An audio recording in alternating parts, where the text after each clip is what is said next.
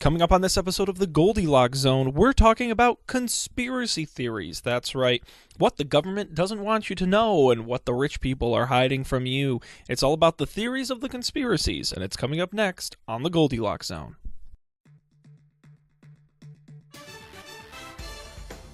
You're entering the Goldilocks Zone, episode number 9, recorded April 9th, 2015. The theory of conspiracy. Hello and welcome to the Goldilocks Zone, the podcast that secretly controls the world. I'm Sean Jennings, and I am joined tonight by the man behind the curtain.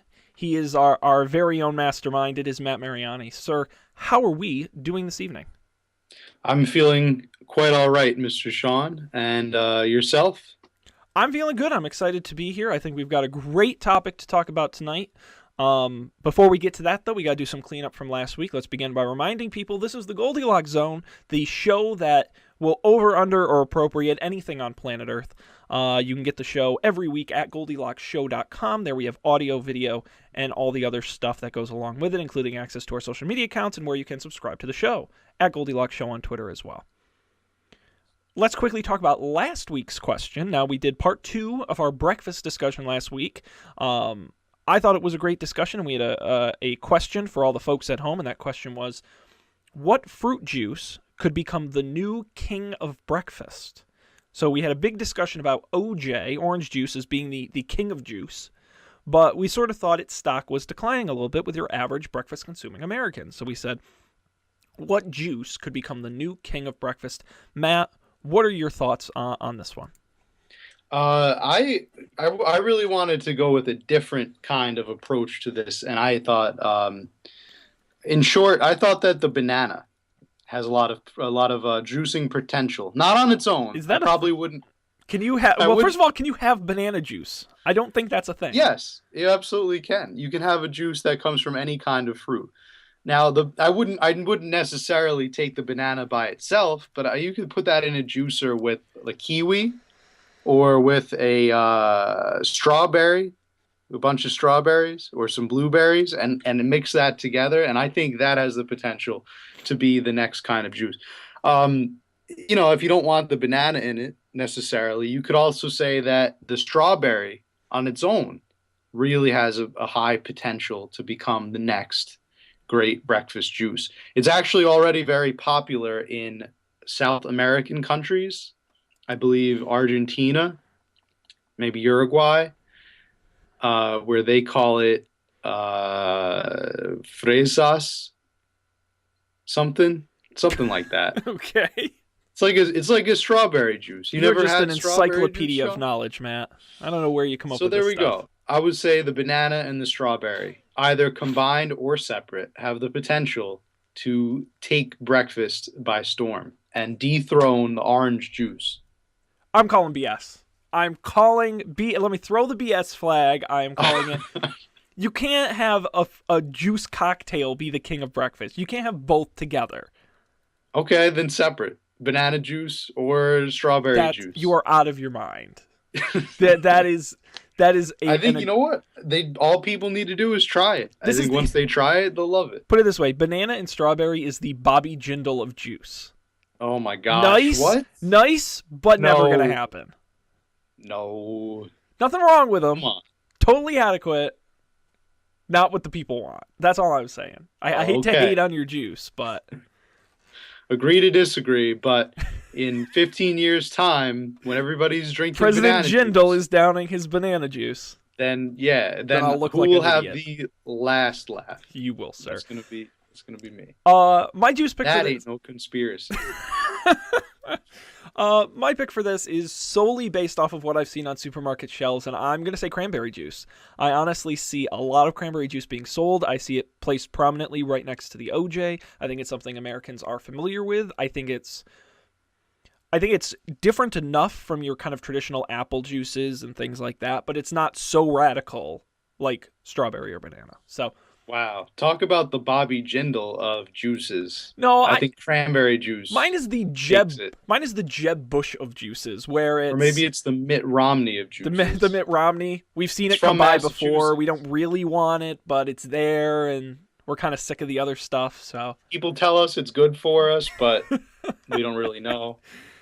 All we oh, know is that 51% of Americans aren't going to vote for it. So,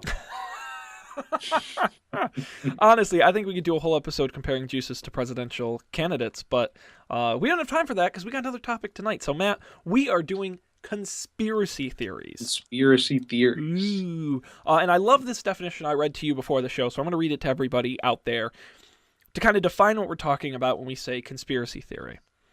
A conspiracy theory alleges an event or events to be secretly influenced by a premeditated group or groups of powerful people or organizations working together. Now that's important because one thing we talked about before the show was Bigfoot. Is Bigfoot a conspiracy?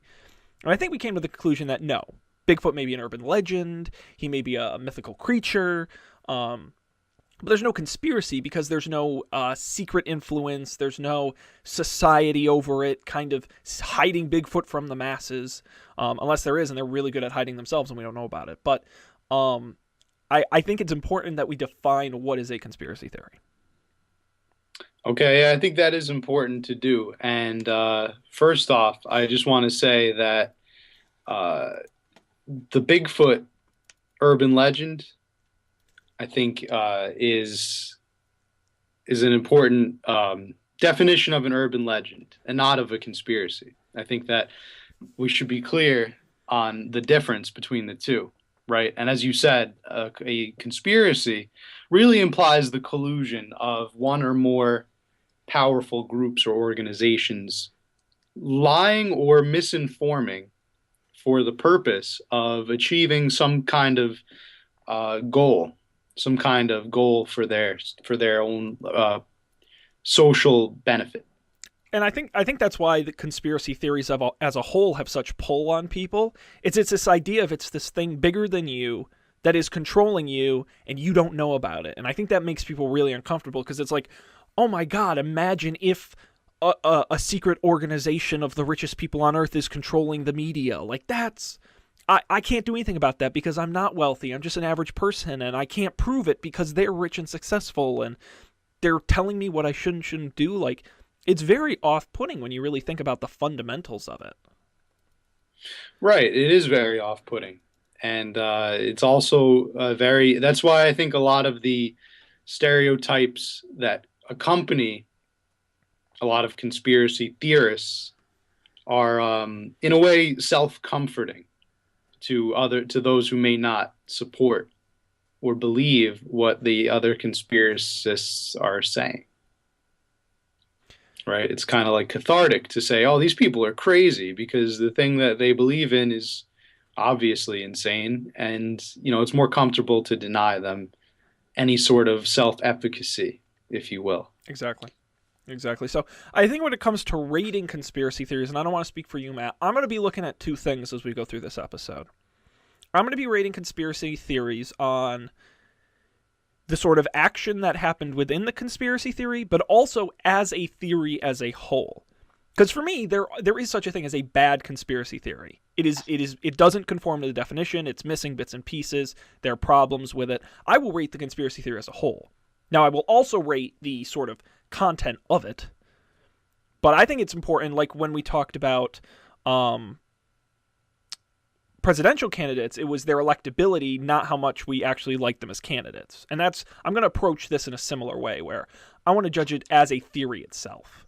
Does that make sense? Does that sort of fall with how you're thinking? Yes, I think that seems logical. I think I will try my best to judge conspiracy theorists in the same or theories in the same way.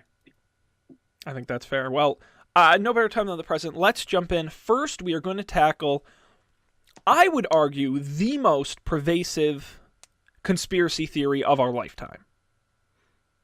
And that would Obviously, be, obviously, it's one of the first two we're talking about. I'm curious to see which one you think I'm going to say. I think you're going to say the conspiracy theory where Greedo shot first. Obviously, it was Han. We all know it was Han. Like, look, the evidence is there. It's all around us.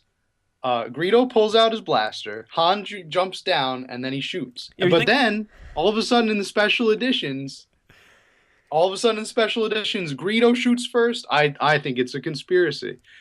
And What it's do a you good think, theory. You Mr. got Sean? George Lucas pulling the strings. He's your big bad Exactly. in this situation. He's the big puppet master. The only right? problem is it's not a secret because everyone That's knows true. about it. Well, everyone knows about it, but I don't think They can't do the anything about puppet it. master George Lucas has ever commented on it. That's true. That's a good formally. conspiracy theory. You got me there. No, All right. I was going to go with the bigger one, which was the moon landing. Got to go with the moon landing. I'm gonna look. I should look it up. I should have looked it up. I'm not going to, but I know I read a statistic somewhere where something like 20% of Americans still don't believe we landed on the moon. It is absurd that this conspiracy theory has lasted as long as it has. Let's break down the overarching thought. Okay, the year was 1969. America is locked in the space race with the Soviets. Who is going to get there first? They launched a monkey into space. We launched a monkey to space. They launched a man into space. We launched a man into space. And it all comes down to the moon, the final battleground of the race for space. Rapidly approaching, we were promised we were going to get there by the end of the decade. Finally, July of 1969, we land on the moon. Or do we? If you ask some people, they will tell you the United States government faked landing on the moon on a soundstage and broadcast it to the world as a show of dominance because they knew they could never make it on their own and refused to lose the space race to the Soviets. That is the theory. Let's talk about it. I'm going to jump in and go first. For me, the moon landing is the best conspiracy theory there is. In terms of a theory, because it hits all of the pieces perfectly, right? Break it down. 1, powerful organization overhead, the U.S. government. In 1969, there was nobody bigger, right? Absolutely has cause to do it and has the power to do it, okay? 2, it's somewhat believable. At the time, people didn't think we'd go to the moon. People today still don't know if we can go to the moon. They think all of them were faked. It is one of those things where it's one thing to say people control the world banks, but you could actually theoretically, but going to the moon, you could actually like make an argument and say maybe it is impossible for us to go to the moon. It's just believable enough, right? 3, easy to fake. It is really easy to fake a moon landing. You do just need a studio. It is really easy. I could do it. All right. Right, and the Soviet Union did very similar things, right? I mean, they like picture the Soviet Kremlin filming astronauts on the moon on a soundstage, or filming a satellite in space that's on a little string. Very plausible, right? It's absolutely so then plausible. What's stopping the U.S. government from doing the same thing? And that's another. I think that's the power behind the theory. And that's another great point too, is we know the U.S. can make great propaganda. They had done it for a long time. They are a great propaganda machine, and essentially the moon landing was propaganda in a way. Especially if you go on the assumption it was fake, then that's all it was. 4 or 5, I don't even know what point I'm on. There is a mound of evidence for the moon landing that is bigger than any other conspiracy I've ever seen. Most conspiracies have 1 or 2 pieces of evidence. We'll talk about JFK and the magic bullet, but really not a giant stack of evidence. The moon landing, there's got to be 30 different pieces of evidence people point to and say, that's why it's fake. Now, all of them can be proven one way or the other, but at least it's a large body of evidence. I think the moon landing is a outstanding definition of a conspiracy theory because it hits on all of those points, and it does not surprise me that even today, that many people believe it was faked. That is my thought, at least on the theory as a whole. Then we can talk a little bit about, it landing on the moon, and how well did they do it, and let's assume it was fake. Did they do a good job at faking it? And I would say they did a decent enough job because we haven't been able to prove it was fake. So that's one thing. But I don't know, Matt, what do you think about the moon landing as a theory? Yeah, I think I would have to agree that it is a very good conspiracy. It has all the pieces are in play. You have a powerful organization, you have evidence, you have all that. I think that it's hard to judge the moon landing theory under the lens of today's uh, social mirror. I think it's when it's put under scrutiny by people of the 21st century who have access to satellite images, the Hubble telescope, all of these things that we know are not faked. And we've seen the guy jump out from I think the most telling piece is the guy that jumped out, did the Red Bull challenge, and he jumped out from that carrier in the stratosphere, and then landed on Earth. I think that it's hard to determine. I think this is one of those conspiracies that over time has definitely lost a lot of adherents, and it's a little bit startling to think that there are still a large number of subscribers to the theory, because I think that a lot of the evidence has sort of deteriorated, but there is some, I think, that have withstood the test of time. You know, a lot of it is also written in very scientific language, which I think is the strongest selling point that the theory has going for it. A lot of practical science has kind of been tweaked, I guess, in just the way to make it all seem like it makes a lot of sense. For example, the theory of the shadows, that there no shadows appear, or on the or no shadows would appear if they were on the actual moon, and then the shadows appearing in the broadcast. Things like that, I think, make it a very plausible theory. I think that makes a lot of sense. I really do recommend, if you're ever just bored, read the Wikipedia article on the moon landing hoax. It is long and it is fascinating. It is really good read. But Matt, let me ask you this. Let's take this another step. There is a theory that the Apollo missions actually happened, but were then faked, so no one would ever go back to the moon, because Apollo astronauts either found a human skeleton and footprints already on the moon, or found alien remains on the moon. Now, Okay. that's actually, Now we're getting into Twilight Zone business a little bit. I like the human skeleton footprints. I like that one. That's like a mystery story. That's like a Michael fascinating. Crichton novel, right? It has like all those mystery elements to it, with a little bit of sci-fi thrown in. I like it. Now, of course, the one missing piece there is that it is impossible for anything to decompose on the moon, because there's no atmosphere. So if someone did die, their bones wouldn't be there; their body would be there. Right. So it would have to be like someone planted the skeleton there, right, with the footprints. Maybe NASA's up to something. Very suspicious.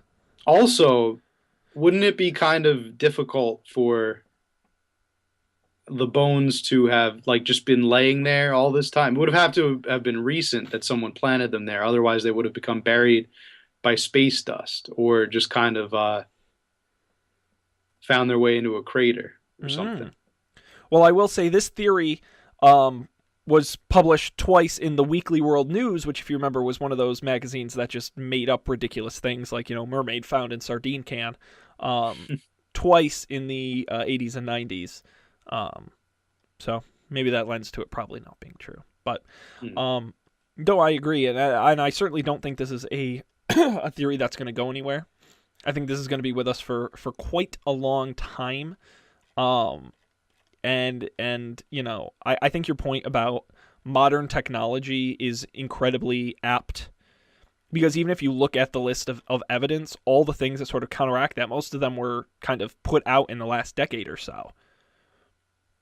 Right. With things like satellite images and the Hubble and all that kind of stuff. I think that's just going to prove more and more it was true. But nonetheless, it is I think for my money, the greatest conspiracy theory, if not certainly one of the greatest. But yes, I agree. I think that the evidence really holds up for that one, and it is a very convincing theory. I guarantee any of the viewers. Matthew. All right. Matt is frozen. We're going to try and call him back right now. Let's see what we can do here. Let's get him on the Skype. Doot, doot, doot, doot. Doot, doot, doot. Hopefully you're enjoying the show, everybody. I apologize for the interruption on Matt. We got to get that guy a new computer or something. The person whom you're trying to reach is currently unavailable. And now we can't reach him. All right, I'm going to pause the recording. We'll be back in a moment with more Goldilocks Zone. Stick with us. All right, and we're back. Matt, what happened? Well, it turns out that I have received a knock on the door when I was in the middle of my my talking about the moon landing theory, and these men in suits came in. And was one of them Will Smith? One of them was Will Smith, oddly enough, and they left me these glasses. Oh, look at that! Yeah, I can see myself in your glasses. It's great. Unfortunately, though, there might be a tape recorder inside the glasses. I don't know. Maybe they're trying to spy on our conversation. Well, U.S. government, I'll just let you know, we publish this show publicly on YouTube for the world to see. You're welcome to watch it there. Next time, don't cut off Matt's Skype. Yeah. Well, good to have you back. It's good to be back. And we're going to move on because we've got another, in my opinion, another big conspiracy theory to talk about, and that would be the assassination of John F. Kennedy Jr. Cue dramatic music. Dun, dun, dun, dun, dun, dun. 1963, U.S. president, convertible in Dallas. You know the story. Book depository, Lee Harvey Oswald, sniper gun, boom. Brain goes out the back. First lady reaches for him out of the car. He zips off. Zapruder film. Grassy Knoll, Jack Ruby. I don't think the story is unfamiliar to most people. One thing I will say is that there are a lot of polls been conducted on this. I will say between 68 and 83% of respondents do not believe the story of the lone gunman. Now that is the vast majority of Americans do not believe Lee Harvey Oswald was solely responsible for the assassination of That's a large number. Large percentage. That's a huge number. I don't have it in front of me, but that's got to be the highest among conspiracy theories in terms of people who believe it. This probably has to be the most believed conspiracy theory out there. I think would be fair to say. I think so. I mean, at least in the United States. Certainly, I think it is. Matt, we'll have you go first on this. I mean, what do you think of this theory as a whole? Was Lee Harvey Oswald responsible, or was it someone else? Well, these glasses are impeding my ability to think. With the JFK assassination, it's very similar to the moon landing, where you have a lot of evidence that seems to really point in one direction. If you're not really paying attention, makes a lot of sense at first, especially if you've seen the Oliver Stone film. Well, as far as, I mean, another reason it's such a great theory is that it can really go in so many different directions. It really can go as far as our imagination will take us. Anybody from Fidel Castro to the mafia to aliens to Bigfoot himself could have assassinated Mr. Kennedy. Even, Han Solo could have assassinated Kennedy since he shot first. You know what I'm saying? Anybody. Mm-hmm. Anybody that you could possibly imagine. Could have been me. Yeah, you could have had a time machine. Probably not, but okay. That's just the thing. I mean, it could have been just a wide range of people, real or fictional, that could have done it. A lot of evidence can be dug up and construed really to seem more likely, and I think that's really where it lends its success as a conspiracy theory, is this wide range of twists and turns that can be taken. Your thoughts? This is a really crappy conspiracy theory. I do not like this as a conspiracy theory. It is weak. It is weak sauce, and here's why. A good conspiracy theory needs a villain. This one doesn't have one. As you just described, No one. It has it's thousands of them. It's not really pinned on Who anyone. could all have been in league with each other. Think of any good conspiracy theory. You're gonna pin it on somebody, even if it is some sketchy. Yeah, they pinned it on Lee Harvey Oswald, or so the conspiracy goes. Well, right, but what I'm saying is, but then who really did it? Like I said, it could have been a wide variety And of that anybody. sucks. That's a crappy theory. Even in the like super sketchy, the elite group of people who control the media or whatever. There's an elite group of people at the top you can point to. Like, I think in this theory, it's like it's kind of like a write your own adventure story, and you have various enclaves of believers within the conspiracy that believe a certain version of the story. So I think a lot of people believe it was like a Cuban resistance thing. As a revenge against the could have been the mafia. Could have been, I mean, the mafia. Could have been our own government. Like, could have been a million things. That's the problem. You need to be able to point to one person. I really am uncomfortable with a conspiracy theory that is too much of a theory. I like my theories bundled up. That's why I like the moon landing. It is bundled up in such a nice package and hand delivered to my door. And I just unwrap it, and it's beautiful. This theory is so messy. It's just not a good theory. Okay. I mean, what if the theory itself is just that there were ulterior motives? But that's a hunch. That's not a theory. It wasn't just some guy who was nuts. It was like a plan that was set into motion that day. A theory by a particular group. Think of a scientific theory. You wouldn't just go in and say, I think if I do this, this will happen, right? You don't keep it vague. You get really specific with a theory, and you say in certain situations, you get really specific, and that's how I think of a conspiracy theory.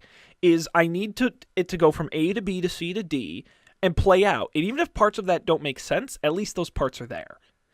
And in the Kennedy assassination, the points aren't there. They're just not, because you have to make, I don't know. For me, a good conspiracy theory has to have at least one main narrative that most people agree on. And if it doesn't have that, it's not a good theory. So for me, JFK assassination, bunk. It is whack as a theory. Because A, because it has no villain. And B, because the evidence isn't good for it. And this is, we're going to talk about this when we do part 2 of the show next week. We're going to do some of the kind of more out there conspiracy theories, like lizard people and things, and I'm going to have this beef with every single one of those.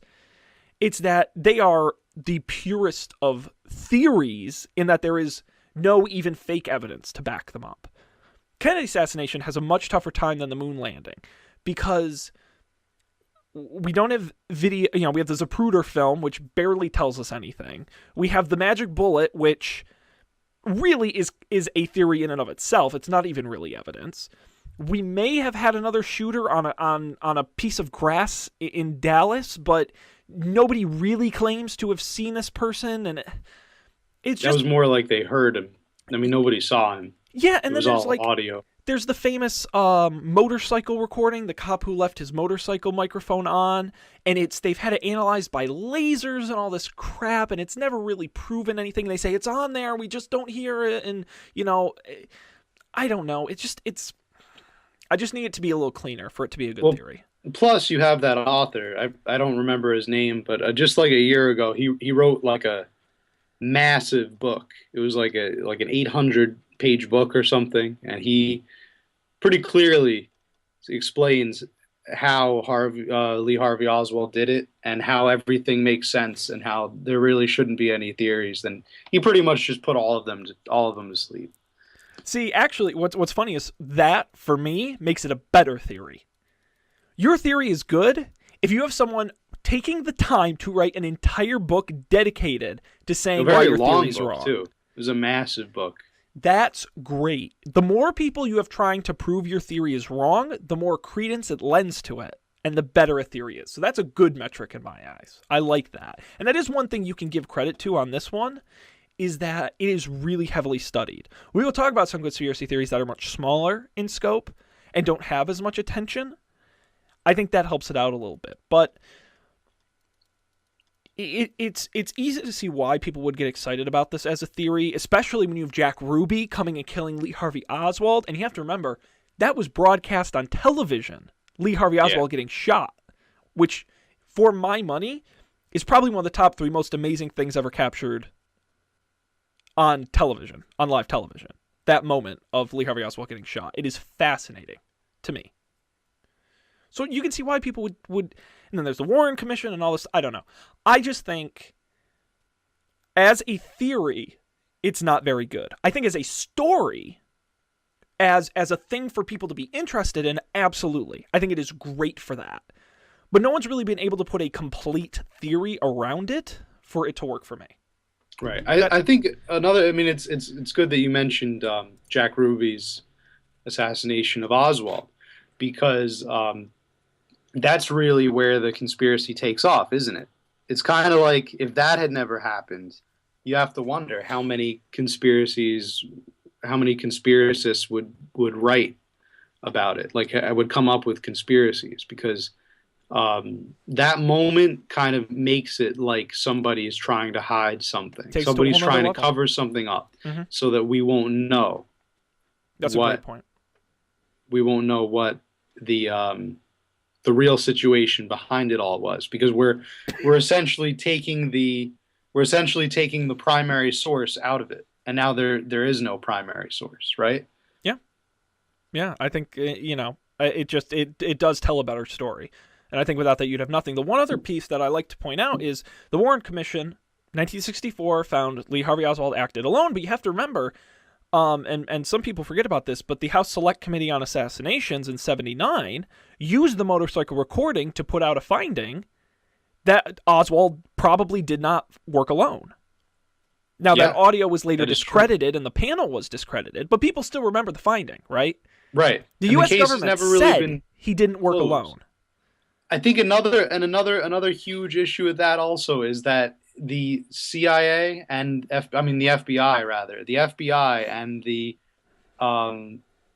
federal government still have not declassified all of the documents involving. They've over the years they have eased up, especially during the Clinton administration. They opened up a lot of locked doors, but none of them that were really that substantial or were presenting any. And you have to wonder what's really on the documents that they have reason to hide away. I don't know. That's so exactly right. That's I think that's what a lot of the conspiracy theorists would point to. They would say, well, why are you still trying to cover it up? Because, with the moon landing, we go back to that. NASA has said for years, this is, your theories are bunk, that this actually happened. And they've been, if anything, been trying their best to discredit them. Whereas with this theory, it's kind of just been swept under the rug. And a lot of people just like to pretend that it doesn't exist. Yeah. Yeah, I think this theory is going to not go anywhere anytime soon. I think this is one people will continue to believe for a long time. Let's continue on. We have time for another theory. We're going to talk a little bit more of an oogie boogie sort of paranormal type conspiracy, but I think it's prevalent enough to warrant being on this show and not the other one, and that is aliens. Area 51, Roswell. I want to focus, I'll just preface this by saying I want to focus on the conspiracy side, and the fact that I believe will define the official conspiracy as the U.S. government has evidence of extraterrestrial life that it is hiding from the American people. That is the conspiracy. Does that sound right? Yeah, I think that is the conspiracy. Right. You talk the famous crash in Roswell, you talk Area 51, the Gray Aliens conspiracy, you talk about a couple of the other U.S. military bases where there is supposedly activity. There's all kinds of classified documents really falls into this theory well, where there's a lot of things the U.S. government refuses to declassify around unidentified objects and things of that nature. Of course, the government always conducting experiments, and we've heard of like crazy experiments with LSD and with mind control, and it's not a huge leap to think that the government could be experimenting with alien life, so the theory goes. I believe it is my turn to go first, as if I didn't talk enough already on JFK, but I think the alien theory as a theory is very fundamentally sound. And I think it comes down to the fact that aliens are much more out there than a presidential assassination or landing on the moon. And I think that's, at its core, you're always going to have a better theory on that. Because you can never prove it, and it's really, really valuable for someone to hide that, or cover that up, or be sneaky about it, right? Way more so than the others. Yeah, definitely a lot more to be gained. The stakes are way higher. Secrecy. And that's and that plays into why it's so much more secretive than other conspiracy theories, and why there's a less threshold of evidence than other theories. So I think that hugely works for it. The problem I have with all of these sort of oogie boogie paranormal myths is that, as far as conspiracy theories go, let me compare it to paranormal television shows, because this is a parallel I like to make. There are all these ghost hunter shows, right? You ever see these on TV where they go into the spooky mansion and then they go, "What was that?" And then they turn the camera out quick and there's like a bang, and that's evidence of ghosts, right? And that happens every week. I don't know why people watch that, but what fascinates me about that is they're never going to find ghosts. And if they did find ghosts and captured them on camera, it would fundamentally change everything we know about everything. Yeah. You would hear about that. It's not like you're going to tune in and they're going to randomly find evidence of ghosts. You would have heard about it by now. Like, it's just the theory that one of these weeks they're going to find it is so slim. Yeah. The same goes for aliens, right? Aliens are such a big effing deal that the odds of them being able to contain such a conspiracy, to me, we talk about the stakes being higher, so to me are the chances of it being found out as a conspiracy and busted as a conspiracy. Because some conspiracies, by the way, do get busted. There are evidence of that. The famous GM streetcar conspiracy is a great example of one that got busted as well. Matt, are you still there? Matthew? This always happens right when I'm in the middle of a good thought. We've dropped Matt yet again. We'll give Skype a minute to try and get him back. Matt, you there? Matthew? Oh my goodness, this is just a heck of a show. We're just chock full of technical difficulties. We're going to take a break, and we'll be right back with, hopefully, Matt right after this. And we're back. Matt is back. I don't think we can blame the government on this one. Nope, this was just ghosts. This was just ghosts. It's just, finally, proof of ghosts. We've done it. All of you can stop looking. We've done it. Yeah, so I don't want to keep railing out about aliens, but I just think that this one is so much more difficult to... Let's assume, for a second, the government was behind the JFK assassination, right? All it would have taken is one guy in the CIA to tell one other guy to go shoot him, and those are the only two guys who knew about it. That's a pretty easy conspiracy to hide, right? Yeah. When it comes to aliens, I feel like a lot more people would have to get involved, and the odds are going to be able to keep, and like the New World Order theory where it's, the elite control everything. That's like 12 people on Earth who have to keep it a secret.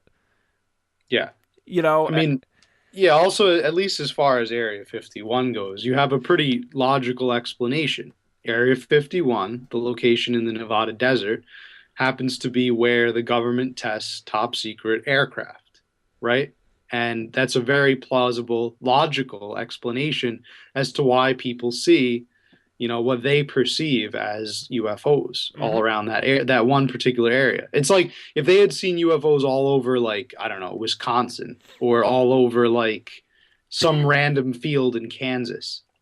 Yeah. Like, then you'd be like, whoa, what's going on? But because you see all these unidentified aircraft flying over the aircraft base where the aircraft are unidentified, then yes. Aircraft that's top secret for military reasons.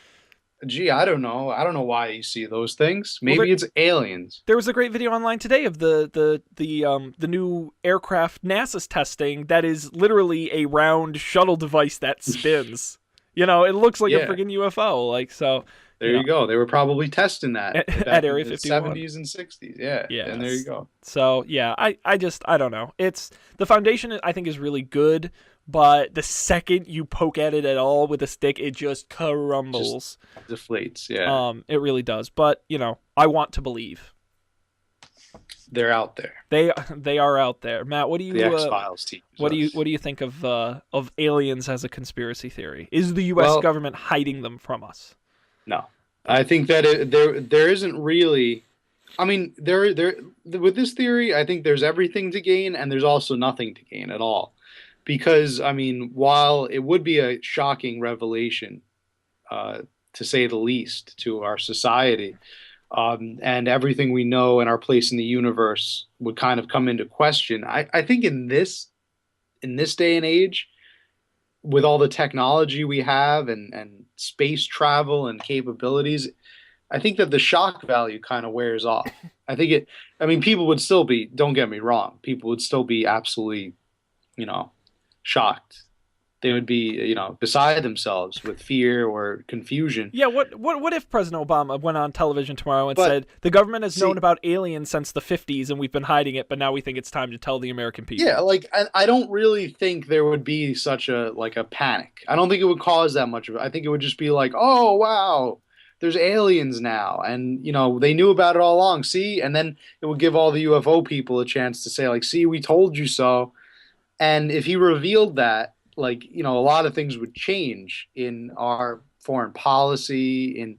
But I think also, if that kind of information got revealed, it has the potential to be like a unifying factor in the world. Like, think about that. Think about all the warring countries on Earth, Israel and Palestine, and Pakistan and India, and then they all just see there's life outside of this planet, and then they say, wait a minute, this life could pose a threat, not just to our own, not just to Pakistanis or to Indians or Israelis or Palestinians. It could pose a threat to all humanity.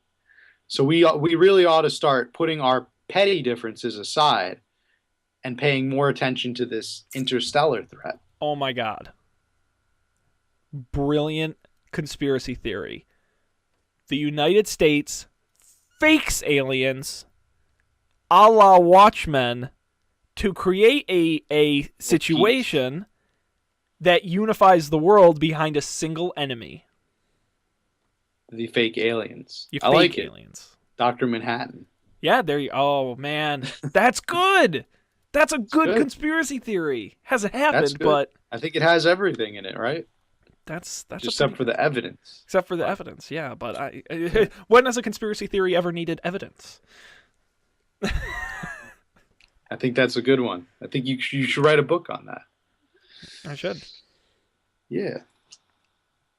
Yeah. So, I mean, that's the thing about alien conspiracies, is that it's so easy to poke a hole right through them, and all of the things that seem to make sense about them just don't really anymore upon further examination. Yeah. Yeah, and the joke is I want to believe, but I actually really don't. Like the moon landing, it's like that actually would be kind of impressive. Like, wow, the U.S. faked the moon landing, and but they missed these couple things, and I feel smart because I figured them out. But when it comes to aliens, it's like, no, I don't really I don't care. I think it'd be totally cool if aliens existed. I think it'd be totally cool if the U.S. government hid aliens for 70 years. Yeah, I think that'd be pretty awesome. That would be more impressive to me than alien life. Yeah. Especially if they had if they were peaceful aliens and they wanted to talk to us and share their technology with us, I think that'd be awesome. Have you ever I'm gonna assume not, have you ever watched V for Vendetta? No, V the miniseries? No. So this was a great miniseries. It was made in the 80s and then remade a couple of years ago, and it is a television miniseries about aliens that come to Earth.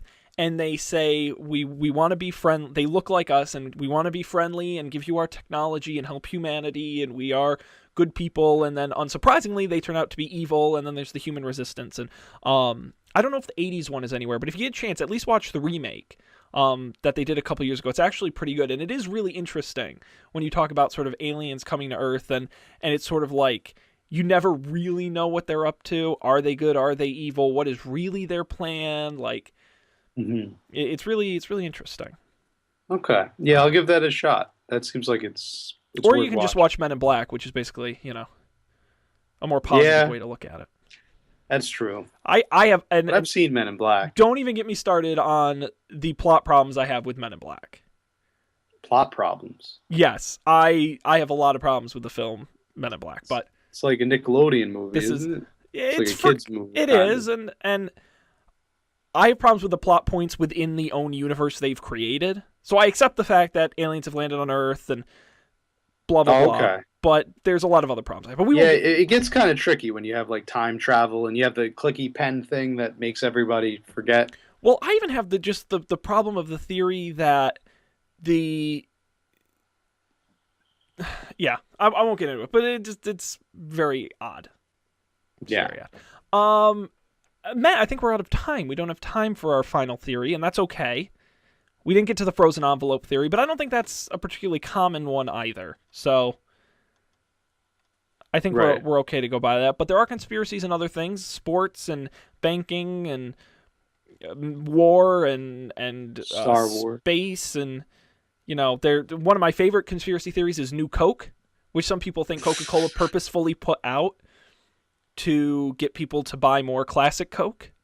That's a pretty good conspiracy. I like that one. I think that's probably true. Knowing Coca-Cola, I think they would try some kind of advertising scheme like that. Sounds pretty plausible, actually. Yeah, it's just, and hey, listen, the best thing about conspiracy theories is they make you feel smart. They make you feel like you figured it out. They make you feel like, aha, they didn't want me to know, but I did it. Yeah. I'm the one who put the puzzle pieces together and found the evidence. Like it's a mystery. It's more exactly. It's like a mystery. It's a lot of people love to read mysteries and watch mystery movies, and that's all conspiracy theories really are at their heart. It's just humanity's desire to look at something and see something completely different, and then think themselves all the wiser because of it. It's great. I love a good conspiracy theory. Always entertaining to read now and again. Exactly.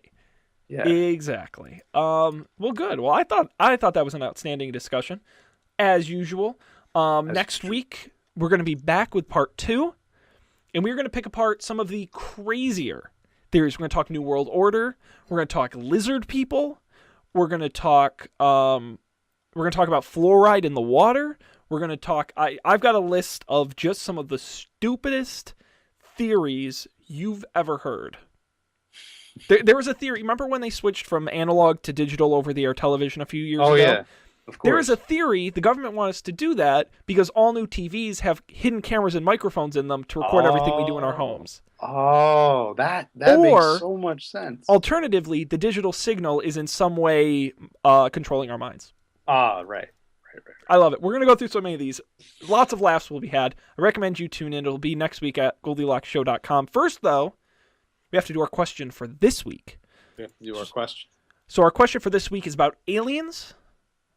If you were abducted by aliens, what would be your first communication with them? What would you say or do to communicate with the aliens? What would your message be? How would you bridge human and alien life and be a representative of all humankind? No pressure. We want to hear your answer. Tweet us at Goldilocks Show. You can also post on our Facebook page, facebook.com/Goldilocks Show, or you can even email us, GoldilocksShow@gmail.com. And give us your feedback, and we'll read it on air next week, along with our thoughts as we always do. Again, the show is available on iTunes and via RSS through our website, and on most podcast apps, including Pocket Casts and Overcasts on your device. And also GoldilocksShow.com. Just go there. All the links are there. It's a good site. You can find things there. Matt, anything else you'd like to tell the fine people before we leave for the evening?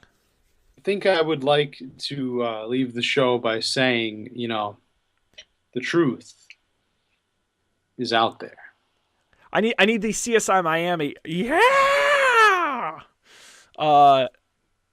Exactly. We just have to be bold enough to look for it. Always ask questions. Don't believe what they tell you. There's always more to the story. Who is behind it? Aliens. Alien. It's aliens. Spoiler alert. It's always aliens. It's always aliens. Come on. Okay. Always. It's a good answer. All right. Well, On behalf of Matt, I thank everyone out there for listening. We'll be back next week with more Goldilocks Zone and our conspiracy theory. But until then, I'm doing that thing that the History Channel guy does. He goes, aliens. oh, aliens. You know what I mean? Aliens. Yeah, like that. Aliens. We got to meme you Aliens. doing that. Someone clip that out. Aliens. Aliens. It's perfect. Wonderful. Well, thanks guys for joining us. We'll see you next week on more Goldilocks Zone.